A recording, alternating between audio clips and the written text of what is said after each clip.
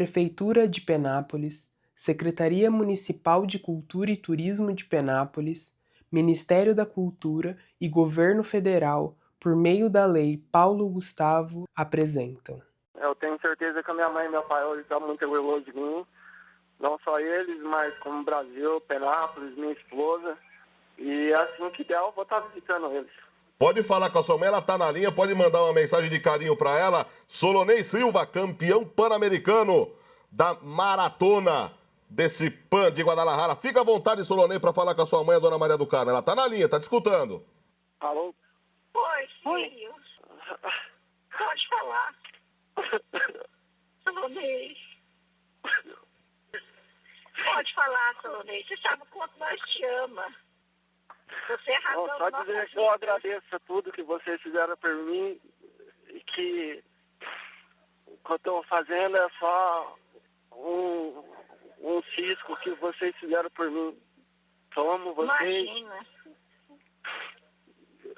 Obrigado por tudo que vocês fizeram por mim. Não, nós não fez nada por você. Você é a paixão da nossa vida. Nós te amamos Obrigado. muito. Não tem nem palavras. A gente está te Obrigado, aguardando obrigado. aqui, assim que você puder, tá? Assim que eu puder, eu estou em Penápolis. Tá bom, a gente vai ficar te esperando. Beijo, dá um beijo no pai. Tá bom, pode deixar. Meu nome é Solonei Silva, sou natural de Penápolis, interior do estado de São Paulo. Sou maratonista de ofício, competi em várias competições no mundo, dentro da maratona, mas corria outras distâncias. Sou professor de educação física. Eu comecei competindo aqui em Penápolis, uma corrida que aconteceu numa empresa que todos conhecem como Midori, né? Evaldo, mais conhecido como Vadão. E acabou vendo eu jogar futebol.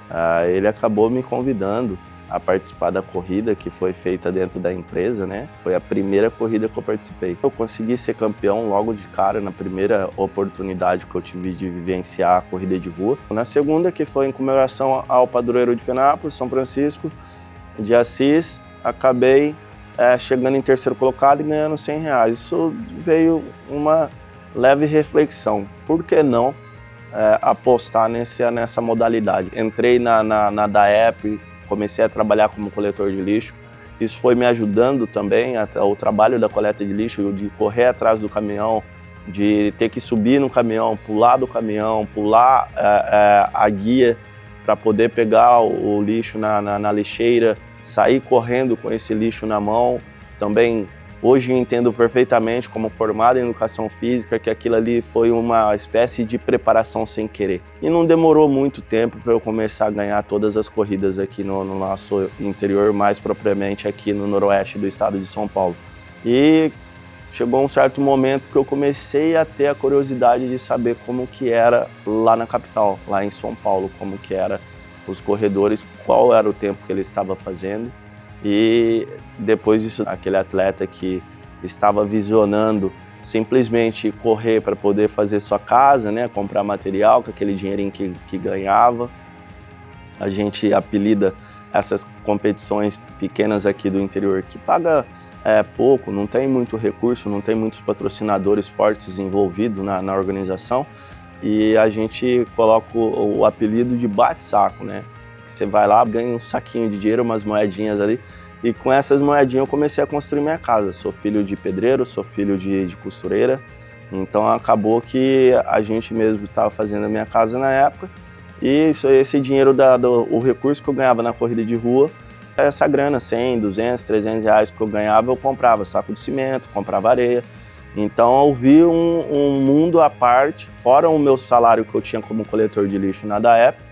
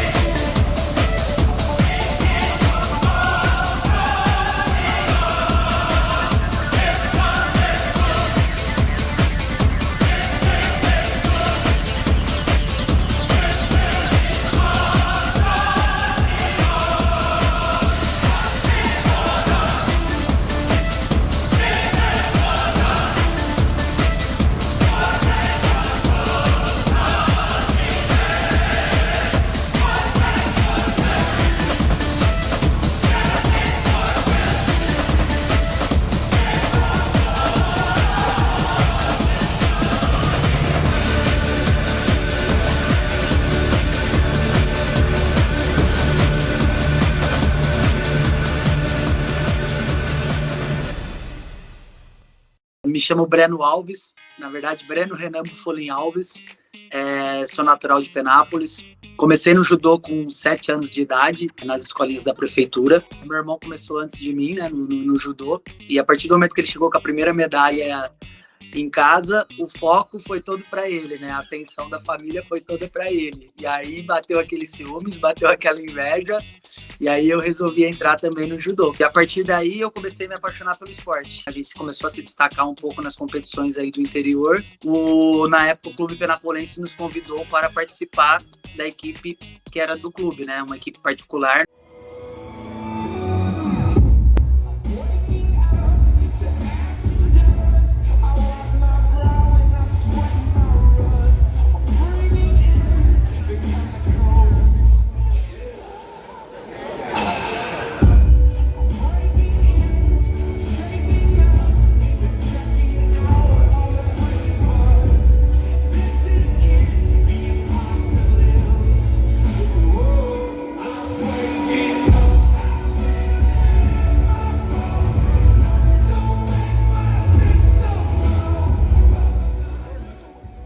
Meu nome é Fernanda Souza, tenho 41 anos, sou atleta de fisiculturismo. Eu estou no esporte praticamente há 10 anos que eu já participo das competições. Eu já gostava de treinar, né? Sempre gostei de fazer exercício físico. E só que eu cheguei num estágio assim que eu não via assim, uma melhora no físico. Foi quando eu procurei uma ajuda com um profissional, né? Em relação à minha alimentação, e comecei a passar por ele, fazer uma dieta junto com o treinamento. Ele me prescreveu uma dieta, durante 40 dias ele me pediu para mim não sair fora e tentar seguir a letra, para ver como que o meu corpo ia reagir com o trabalho dele. Em 40 dias eu retornei e ele viu um resultado tremendo. E ele falou assim, Fer, vamos competir?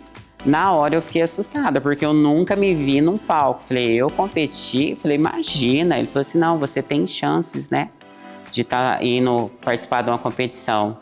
Foi aí que eu resolvi começar a competir. Breno Alves, é o duelo entre brasileiros.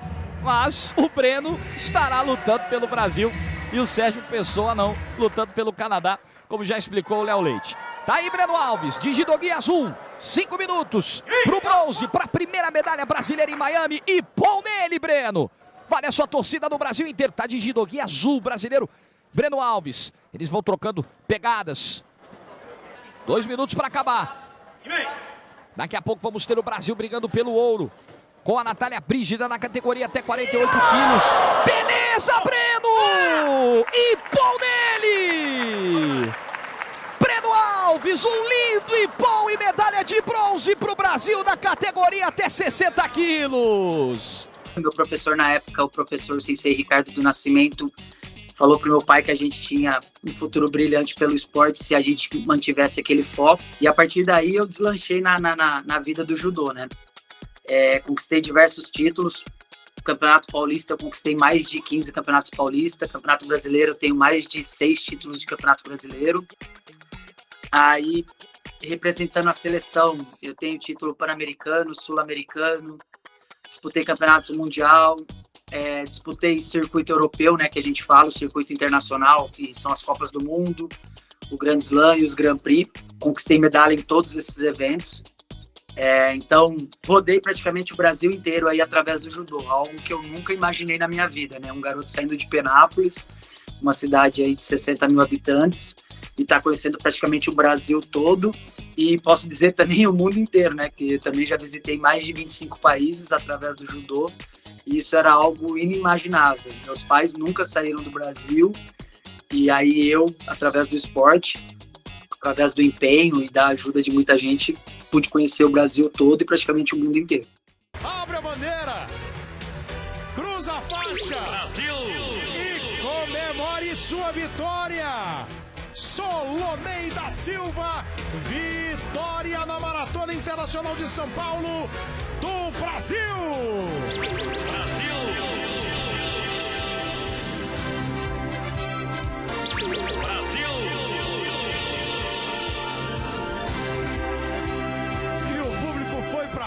foi pro Ibirapuera e agora aplaude e vai sorrir junto com o Solonei.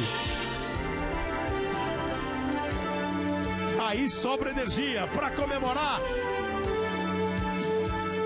Brasil! O tempo que chega agora dele, 2 horas, 12 minutos, 25 segundos. Não bateu o recorde, mas aí hoje não precisava. Esse ano ele não precisava de recorde, não. Esse ano é nome da história, é reconquista de título para o Brasil. A primeira conquista que realmente eu tive notoriedade dentro do Brasil e fora do Brasil foi os Jogos Pan-Americanos, né? Transmitido pela Rede Record. Chegou essa informação à minha pessoa de que as pessoas que estavam no supermercado todos pararam de fazer suas compras e ficou assistindo, torcendo. Então foi algo assim, um divisor de águas na minha carreira. Logo na terceira maratona, eu corri a maratona de Porto Alegre, estreando, campeão. Depois fui correr na Itália, em Pádua. Foi o meu melhor resultado dentro da maratona, 2 horas e 11. Me credenciei a correr os Jogos Pan-Americanos.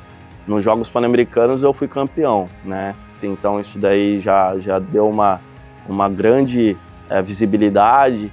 Depois de ganhar a maratona de Porto Alegre, entrei na ASICS, uma empresa multinacional. Isso daí me ajudou também a entender o quanto que os Jogos Pan-Americanos foi importante na minha conquista como atleta, que chegou no presidente da ASICS lá no Japão. Isso daí fez eu entender o quanto que eu acabei fazendo, a grandiosidade que eu estava sendo naquele momento. Só que aí eu comecei a galgar, a ver novos horizontes, né? A ver que eu poderia ir mais longe, que eu poderia conquistar outros títulos também. E comecei a visionar eu correndo a Olimpíadas já. Comecei a treinar focado nisso. Só que não aconteceu, são os 3 primeiros brasileiros no ranking que vai para as Olimpíadas. Eu fiquei em 5º no ranking, foi uma baita de uma frustração novamente. Mas logo depois já vim para Penápolis, aqui sempre foi ponto de eu recarregar as energias. Eu vinha para cá, conversava com os amigos, via familiares e voltava para Bragança Paulista totalmente recarregado. Tinha me lesionado na maratona lá em Londres, acabei voltando para Penápolis depois disso, voltei a treinar aqui leve e aqui treinando leve eu falei, pô, eu vou correr a Maratona de São Paulo.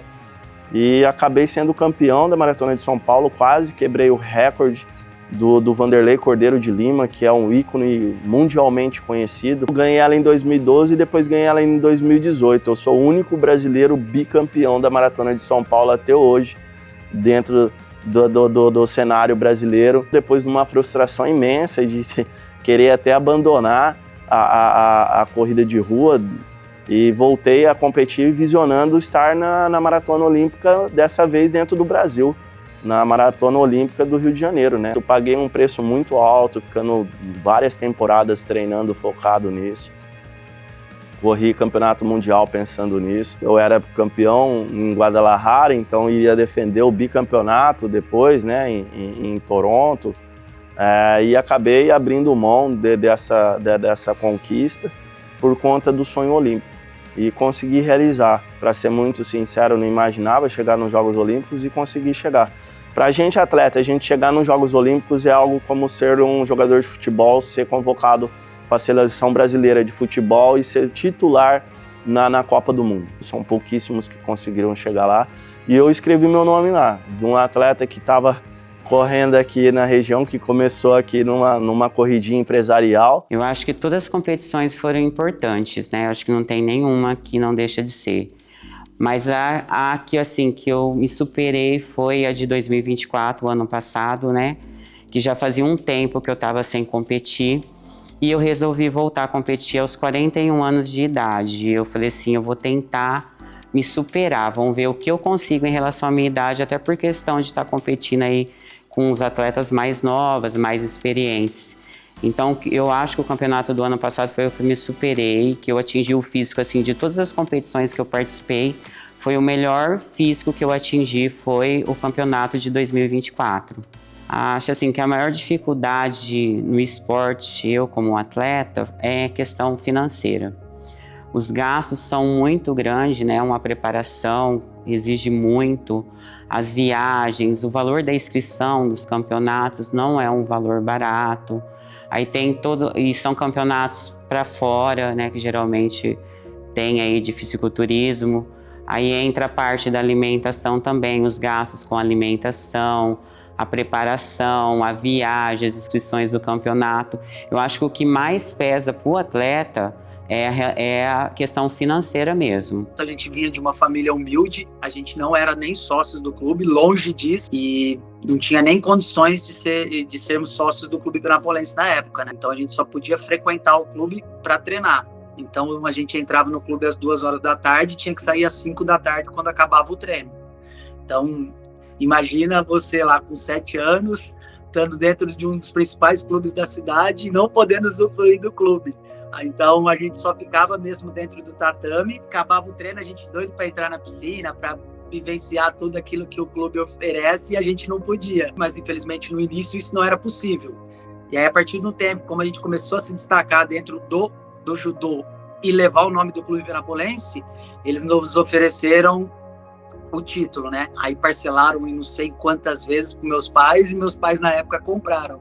Sempre há um momento que você está mais sensível, que você acha que poderia estar numa situação muito melhor do que você está vivendo, e sempre acontece de passar aquele flash de que não está valendo a pena, que você deve de ser retirado do esporte, né? O esporte no Brasil é algo muito delicado. Já aconteceu de eu pensar em desistir, porque não é fácil, é muito difícil. Muitos atletas querem iniciar a vida atlética, mas só que na hora que encontra as dificuldades, eu entendo perfeitamente porque alguns desistem no meio do caminho, porque é muito difícil. Não é sempre que tem pessoas ajudando você. Eu saí daqui com 27 anos, trabalhava como coletor de lixo, então às vezes você está competindo do lado de um futuro exponencial atlético que tem 18 anos ou até menor de idade ainda, então eu tinha nada mais, nada menos aí do que 10, 12 anos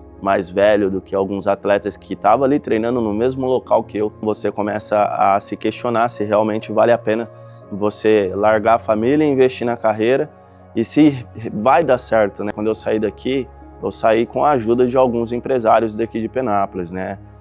O pivô de tudo isso, a grande ajuda que eu tive aqui em Penápolis se chama Marco Moreira. Conversou com alguns empresários daqui de Penápolis, né?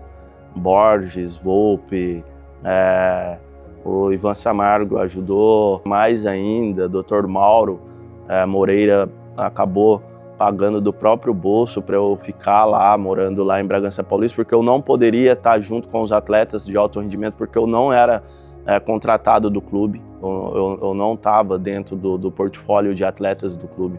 Então eu acabei ficando separado do grupo em troca de alimentação e treinamento. Eu saí daqui então sem ganhar nada, mas só que quando foi falar de salário, veio com um salário muito inferior do que eu estava imaginando. Como coletor de lixo eu ganhava 2 vezes mais, mesmo com 27 anos, com uma idade avançada, eu ainda estava conseguindo sobressair. Dentro do treinamento eu estava sendo melhor. Eu lembro como hoje, olhando para a pista de atletismo, chorando porque tinha largado o meu trabalho, tinha largado minha família.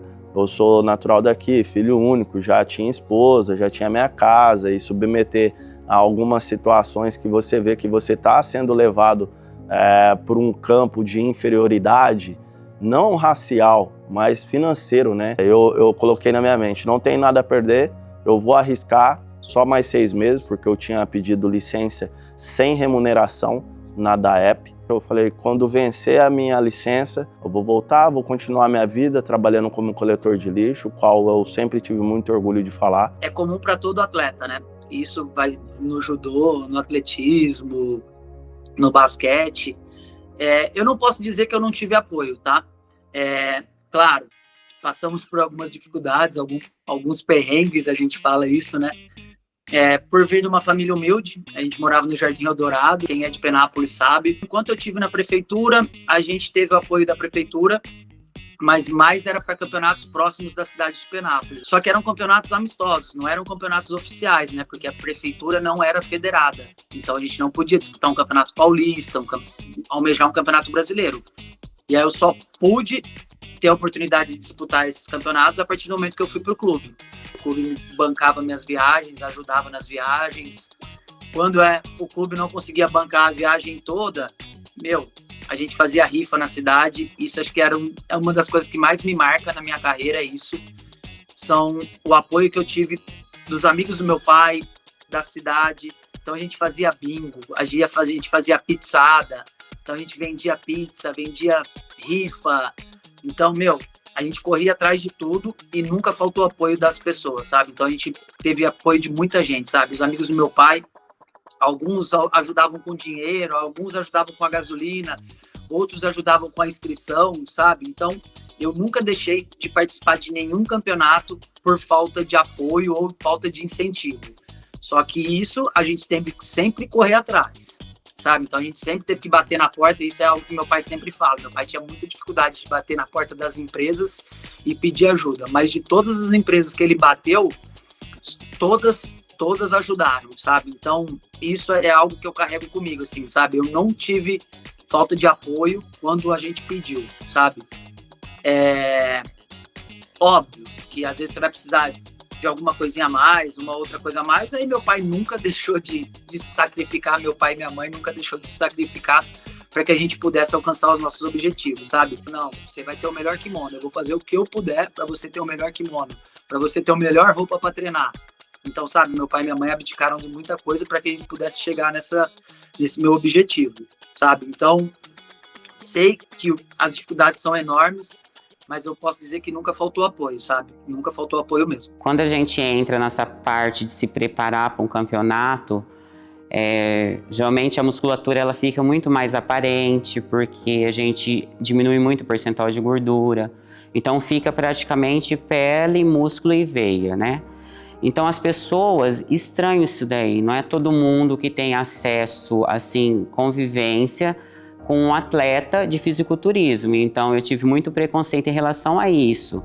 As pessoas me olharam de forma estranha, achar que o corpo é muito masculinizado por questão de ter essa musculatura mais aparente. Como o esporte agora cresceu, hoje em dia a gente vê bastante meninas aí que nem atletas são de fisiculturismo, já com físico bem aparente. Em relação à parte hormonal, né, e muitos atletas acabam utilizando aí o recurso ergogênico para atingir aí, né, um físico aí. Eu acho interessante, assim, ter um acompanhamento de um profissional, que está acontecendo muito aí, que a gente está vendo aí, né, as notícias, muito atleta morrendo, porque não tem um acompanhamento de uma pessoa que entende, profissionais da área que entendem, né, que vivem ali o esporte. E então, assim, o uso incorreto está causando muitas mortes. Preparações também, às vezes o atleta ele quer ficar pronto num período muito curto, e isso não é interessante. Então, por isso que eu falo que é interessante você começar uma preparação aí, pelo menos aí de 20 semanas, para ter uma preparação com saúde, com qualidade, não ter que partir para recursos aí que muitas das vezes está levando à morte aí de muitos atletas que estão utilizando muito diurético. Recentemente, aí, principalmente esse ano, perdemos acho que mais de 5 atletas de fisiculturismo devido a isso, né? Uso incorreto, não tem acompanhamento do profissional da área para instruir. Acho que a alma penapolense tem muito isso, da gente poder correr atrás do nosso objetivo e falar, a gente é capaz. Independente de você estar competindo já com um atleta renomado, ou então estar em São Paulo, um grande centro, você olhar para aquela pessoa de igual para igual. E foi assim que eu olhei. Chegar numa Olimpíadas é algo surreal. Se você for falar isso daí para qualquer pessoa que vive dentro do esporte, pô, será que um coletor de lixo consegue virar um atleta olímpico? Sim, é possível. Eu sou história viva disso que é possível. O esporte desde sempre está levando o prato de comida para dentro da minha casa. Pena que a gente não tem essa visão ampla, né? São poucas pessoas que realmente valorizam esses feitos. Já cheguei a correr 220 quilômetros na semana. Então, são treinamentos exaustantes que levam o seu corpo ao limite, Às vezes você está muito cansado, lá chega no final de semana, você ainda tem que cumprir esse volume de treinamento, fazer treinos de 30, 32, 35, eu já cheguei a fazer 38 quilômetros numa única sessão de treino. O alto rendimento você vai treinar, mesmo você estando cansado, mesmo você tendo uma lesão que você consegue colocar o tênis no pé e vai treinar. Mas só que essa disciplina é onde que separa. De repente aquela receitinha que não está preparada para todas as pessoas. Não tem como. Mesmo que você tenha uma predisposição atlética privilegiada, você tem que ter uma mente blindada. Tem atletas que treinam muito bem, que a gente apelida de leão de treino, né? Atletas que no treinamento, se deixar, faz o recorde mundial no treino. Só que na hora que ele encontra se perfilado, igual eu já estive muitas vezes, olho para a direita, campeão mundial. Olho para a esquerda, bicampeão mundial. Todos os atletas olímpicos e você lá, no meio, do lado. Você olha, pô, como assim? Eu cheguei aqui, cheguei. Isso daí não pode te bloquear, isso daí tem que ser um motivo de você olhar e falar assim, eu sou capaz. O meu TCC foi em cima disso daí na faculdade, ansiedade pré-competitiva, e tem muitas pessoas que bloqueiam. Você sabe que você tem uma vida curta dentro do esporte. Só que pouco se fala disso. Se você não performa, irmão, você vai ficar fadado a ganhar um salário. Mesmo que esse salário seja melhor do que o salário mínimo, sim, 99,9% dos atletas acaba assim, sem formação acadêmica e sem casa para morar. Infelizmente, algumas políticas públicas, não somente aqui de Penápolis, mas dentro do Brasil, atrapalha muito o profissional da área de educação física, não somente o atleta, mas também aquele atleta amador, né? Um exemplo claro aqui em Penápolis eu já fui campeão dos 5.000 metros, dos 10.000 metros nos jogos regionais. Infelizmente, acabaram com a pista de atletismo aqui de Penápolis, colocaram banco de reservas dos jogadores dentro da pista de atletismo, passaram asfalto na pista de atletismo. Hoje, como treinador de corrida, aqui em Penápolis e personal trainer, eu não consigo fazer treinamentos no estádio municipal. Estádio municipal. Esse é o nome. Estádio municipal. Depois que vem o tenentão. Depois que vem o tenente Carriço. Então a população é privada de estar num local público, fazendo atividade física, que cada R$1 gasto no esporte, você economiza 100 na saúde. É 1 para 100. Só que esses números não é levado a sério. Essa é a grande dificuldade que eu tenho hoje, né? De repente estar fazendo alguns treinos em locais que teriam que ter toda a estrutura, mas só que o lado da política pública esportiva como um todo é muito difícil. Você levar o esporte em algumas áreas, que seja na periferia de Penápolis, que seja na periferia de São Paulo, de uma forma que você consegue trabalhar com a pessoa. Se ela vai se tornar um atleta em exponencial, chegar numa Olimpíadas, é outra questão. Você está falando ali de saúde. Cada vez mais saúde, não só saúde física, saúde mental, né? O esporte tem esse poder. O esporte é uma das únicas ferramentas do mundo que você não vai precisar de se medicar com fármaco e sim com o seu corpo. O seu próprio corpo vai ser o seu remédio, né? E a minha profissão trabalha dentro dessa área. Mas só que a profissão, infelizmente, não é valorizada, não tem o devido reconhecimento. A gente sim é profissionais da área da saúde, mas são poucos lugares que falam que o profissional de educação física é da área da saúde. Na minha opinião, cada postinho de saúde que existe dentro de Penápolis, dentro do estado de São Paulo, dentro do Brasil, teria que ter um profissional da área da educação física trabalhando integralmente. Hoje, cada vez mais, a gente está vendo pessoas obesas, né? Principalmente a classe infantil. Então, já começa desde as crianças, é algo que está cada vez mais em evidência, está tendo cada vez mais estudos em cima disso.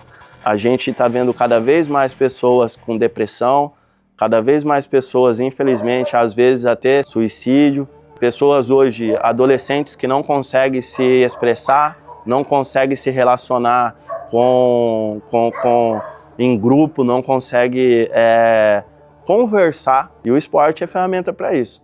A sociedade está doente de corpo e mente.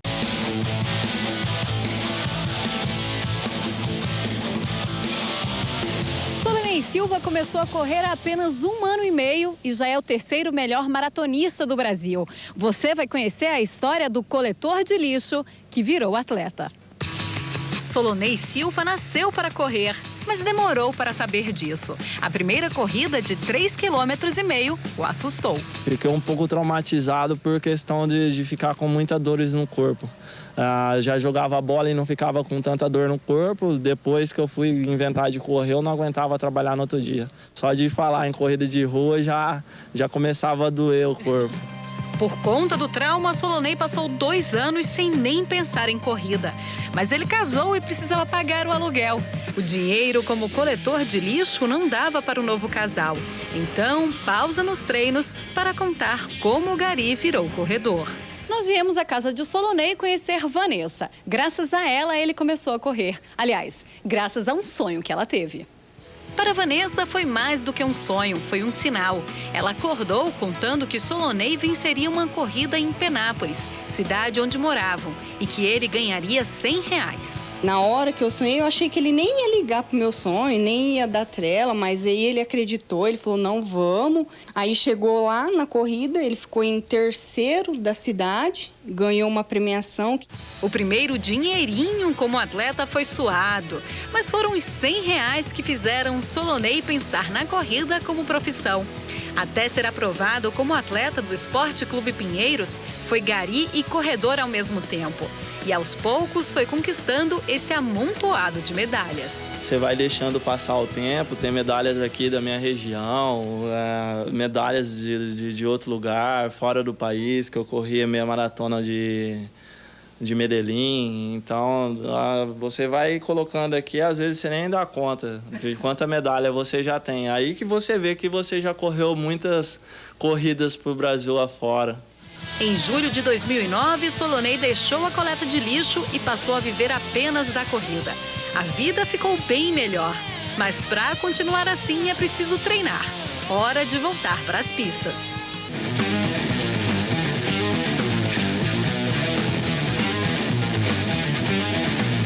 O salário hoje, graças a Deus, é um salário melhor que eu estou ganhando. Estou com uma expectativa de vida muito melhor para o meu futuro. Estou terminando a escola, havia parado de estudar, voltei a estudar.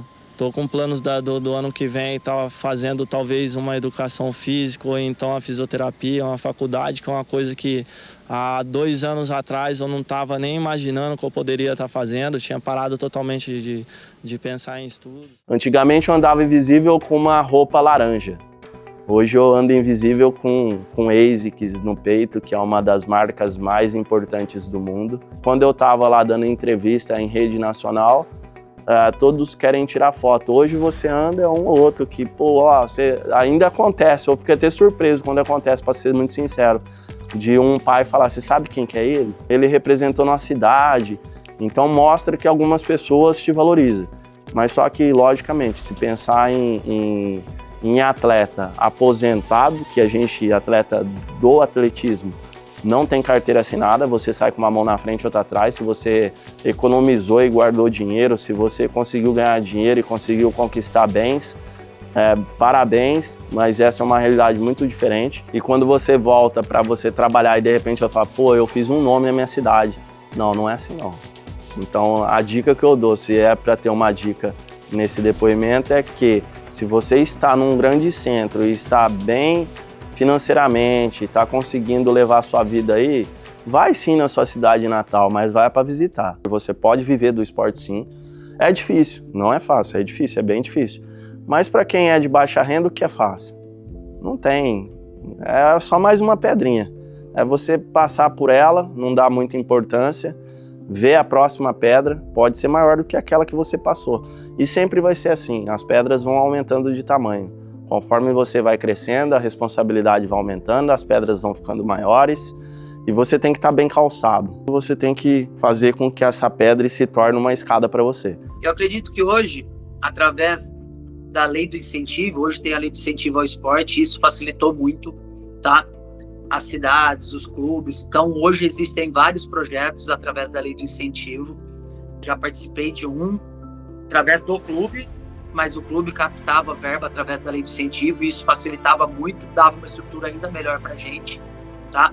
Hoje, no judô, tem um projeto que é muito conhecido através da Lei do Incentivo, que é o Projeto Reação, do Flávio Canto, que formou a Rafaela Silva, que é campeã olímpica, campeã mundial. Então, acho que isso é possível, sabe? Hoje, o investimento é muito melhor, é muito maior, basta querer. Se você fizer um projeto bem feito, tiver ajuda de prefeitura, de empresas, por exemplo, o projeto de lei de incentivo, você vai lá, oferece para a empresa pode destinar uma verba do imposto de renda dela para o seu projeto. Então, às vezes, em vez de destinar para outra coisa, essa verba retorna para o esporte. Então, acho que isso é muito importante, porque dá visibilidade, tá bom, para o projeto, dá uma infraestrutura melhor ainda para o projeto. Eu não sei se na cidade aí tem algum projeto que é através de lei do incentivo. Sinceramente, eu não sei, mas eu acho que é algo que poderiam ir atrás, poderiam ver, porque facilita muito, ajuda muito. Hoje, eu sei que tem as escolinhas da prefeitura aí, tá? É um projeto bem legal que estão fazendo. Até o ano passado, que eu saiba, eu não sei se ainda continua, tinha o judô dentro das escolas, que eu acho que para mim isso é primordial, é essencial ter o esporte dentro da escola. Não é só o judô. Tem que ter o judô, tem que ter o atletismo, tem que ter o futebol, tem que ter o vôlei. A criança ela precisa do maior número, ou a maior quantidade de esporte possível para ela vivenciar.